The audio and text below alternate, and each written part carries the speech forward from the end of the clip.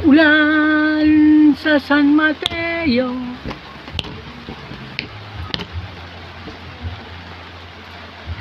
Taas ng bundok lang, saan kaya yun? Ang ulan na to.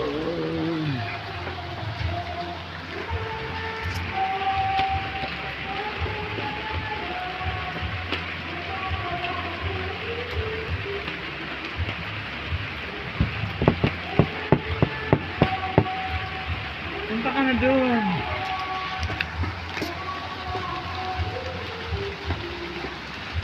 Masabaw ang birthday ni Kuya Ed.